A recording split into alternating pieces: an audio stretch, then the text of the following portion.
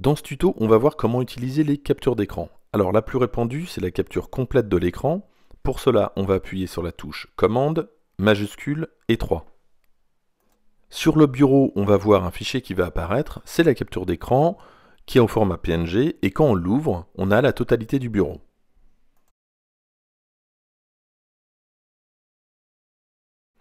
La deuxième capture d'écran est une capture sélective.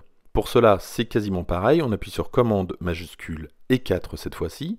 La souris va changer et on va pouvoir sélectionner la zone de capture. On ouvre le document et effectivement, on voit juste la zone capturée. Un troisième type de capture maintenant, imaginons par exemple que nous ayons besoin de capturer le clavier à l'écran. Alors pour cela, on va appuyer sur les mêmes touches que précédemment, commande majuscule 4, on va lâcher et on va appuyer sur la barre d'espace et lorsqu'on va passer la souris près de la fenêtre, elle va se bleuter, on clique et on aura la capture.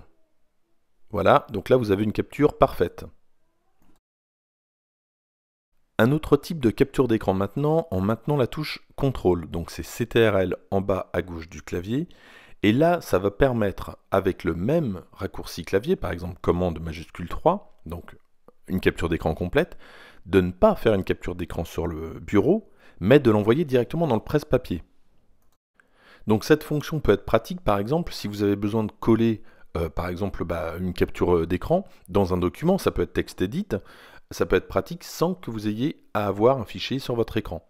Donc une fois qu'on a fait cette combinaison touche CTRL, commande majuscule 3, on ouvre par exemple Aperçu et on va voir créer à partir du presse-papier et là on va voir cette fameuse fenêtre. Donc là, l'exemple est dans Aperçu, ça fonctionne évidemment, comme je vous disais, avec TextEdit ou Word, etc. Alors, on peut faire exactement la même chose, mais avec une fenêtre de sélection. Donc au lieu de 3, ça va être le 4, donc commande, majuscule, CTRL 4. Vous voyez que sur le bureau, rien n'est apparu. Par contre, quand on va dans Aperçu, créer à partir du presse-papier, et on a la sélection en question. Voyons maintenant l'utilitaire capture. Donc pour cela, on va dans le Launchpad, on tape capture. On peut également le lancer à partir du disque dur application et utilitaire. Une fois dans capture, on va aller dans la barre des menus et on va aller dans capture. On y retrouve les mêmes captures d'écran, c'est-à-dire la sélection, l'écran, le fenêtre, mais on va aussi voir l'écran en mode différé. Cette fonction est pratique si vous avez besoin de capturer un événement qui va se passer 10 secondes après avoir lancé le fameux décompte. Donc on va lancer et on va faire la sélection de la fenêtre dont on a besoin. Et là vous allez voir qu'il y a un décompte de 10 secondes et au bout de 10 secondes, on va avoir une capture d'écran.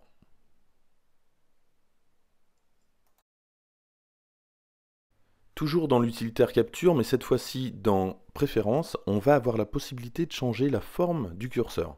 Donc par défaut, vous savez que le curseur sous Mac est une petite flèche noire, et quand vous allez faire une capture d'écran, on va voir cette flèche noire.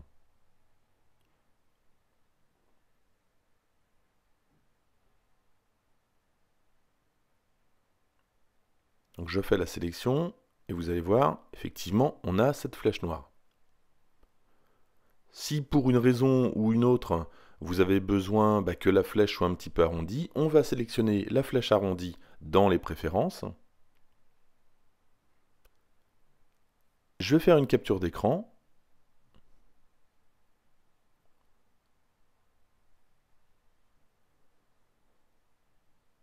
Et là, effectivement, la flèche sera la flèche arrondie.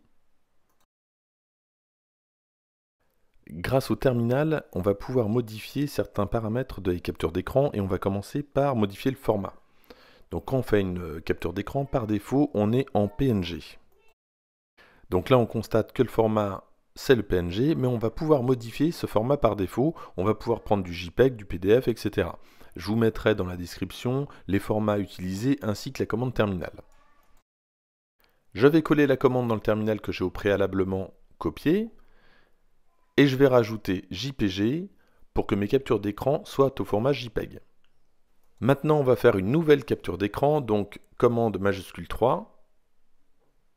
Elle apparaît sur le bureau, on va l'ouvrir, et on constate que le format maintenant est JPG.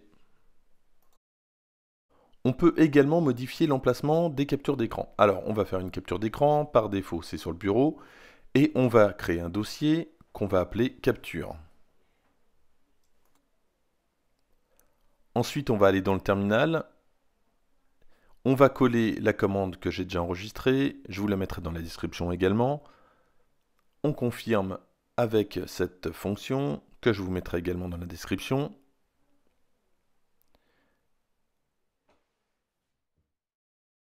Je fais une capture d'écran. Et maintenant, on va ouvrir le dossier capture. Et ma capture d'écran se trouve bien dans capture. Pour remettre les paramètres par défaut, on va faire exactement la même chose, mais à la place de capture, on va lui dire de les remettre dans desktop, desktop pour bureau. On tape notre commande et on va valider avec la deuxième commande que je vous mettrai toujours dans la description. On fait un test. Et voilà, par défaut, la capture d'écran est revenue sur le bureau.